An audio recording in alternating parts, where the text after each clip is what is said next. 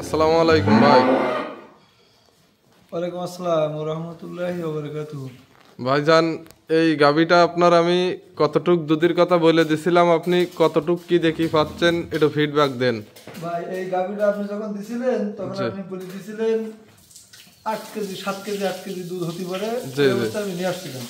তো আল্লাহর রহমতে এখন আমি অনেক বেশি পাচ্ছি, 12-13 কেজি দুধ এখন আমি পাচ্ছি। 12-13 কেজি। হ্যাঁ 12-13 কেজি দুধ আমি এখন পাচ্ছি। তাহলে কি আমার কথা কাজের সাথে মিল পাইছেন? অবশ্যই অবশ্যই মিল পাবো না কেন, আপনার কথা কাজের তো মিল আছে বলেই তো আপনার কাছ থেকে গরু এতগুলো গরু নিলাম। কতগুলো গরু সব আপনার গরু। আচ্ছা আমার আচ্ছা। খামারে যে গরু রয়েছে এখন 15টা গাভী আছে।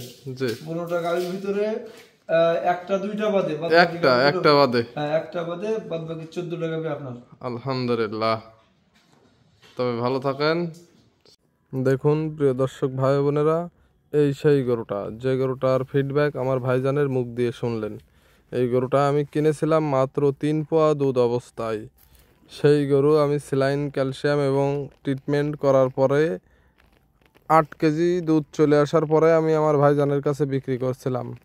গরুটা কিনেছিলাম একদম পানির দরে, আপনারা তো জানেন অবশ্যই কয় টাকা বিক্রি করেছি তাও জানেন।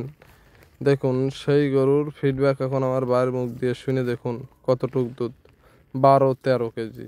তবে গরুটার 15+ দুধ আসবে। দুধ যখনই বাড়তেছে তখনই হিটিয়ে এসে ভাইজান বীজ দিয়ে দিয়েছে গরুটার।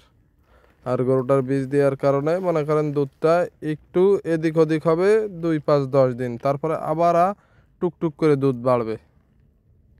তবে গরুটার আমার দীর্ঘ বিশ্বাস আর আশা আছে, আমি যে কায়দায় ভাইজানের ট্রিটমেন্ট দিচ্ছি 20+ দুধ আসবে ইনশাআল্লাহ।